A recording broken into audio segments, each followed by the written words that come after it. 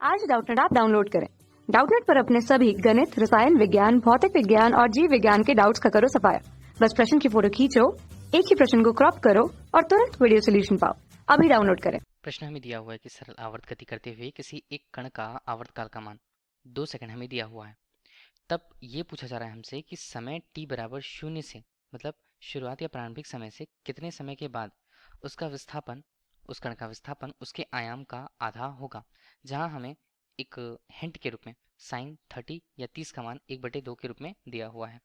अब देखिए, कोई कण यदि सरल आवर्त गति कर रही है तो उसके लिए उसका विस्थापन समीकरण हम क्या क्या लिखेंगे।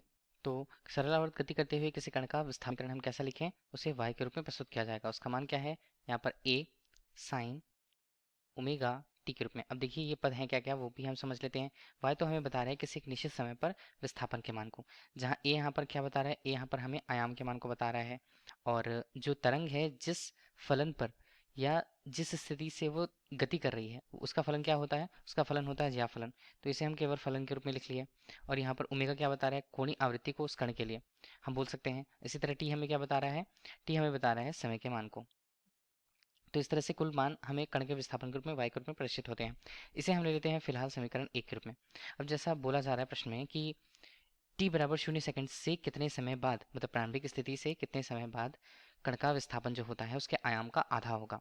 तो विस्थापन जो है आयाम का आधा होगा, मतलब y बराबर हमें क्या लेना होगा, a/2 के रूप में।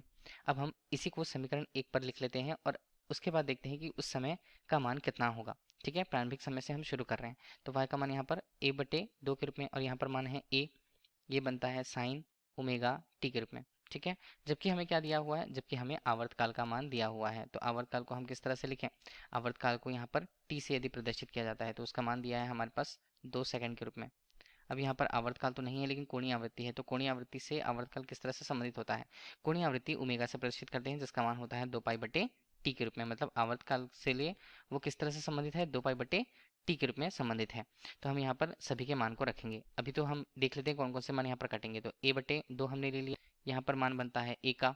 ठीक है, और साइन यहाँ पर मान हमारे पास कितना 2π हमने लिया है और t का मान यदि हम रखें तो वो 2 आएगा। ठीक है, 2 से और स्मॉल t का मान हमें यहाँ पर निकालना है। a और a के मान कटेंगे। अब यहाँ पर 2 और 2 के मान भी यहाँ कट रहे हैं, तो हमारे पास मान बचता है 1/2। यहाँ पर मान बचता है साइन का, साइन पाई टी के रूप में हम उसे लिखते हैं। तो 1/2 को हम क्या लिख सकते हैं, जैसा प्रश्न में दिया हुआ है 1/2 का मान कितना है, साइन 30 के रूप में। तो यहाँ पर हमने ले लिया साइन 30 डिग्री और इसका मान कितना किसके बराबर, साइन पाई टी के बराबर। तो यहाँ पर देखिए कि हमने साइन और साइन के मान यहाँ पर हम काट सकते, हमें देखना होगा तो कोण का मान होगा वहाँ पर, कोण का मान यहाँ पर डिग्री से है, यहाँ पर रेडियन से है। तो किसी एक को हम परिवर्तित कर दें, तो 30 को हमने परिवर्तित किया तो 30 का मान यहाँ पर होता है, यहाँ पर इसे हम π/180 के रूप में लिख पाते हैं। ठीक है, और यहाँ पर बनता है पाई टी के रूप में उसका मान। तो पाई और पाई के मान कटेंगे और 30 का मान यहाँ पर से कटेगा तो ये बनता है 6 के रूप में। तो स्मॉल टी का मान हमारे पास कितना बनेगा, 1/ यहाँ पर 6 के रूप में।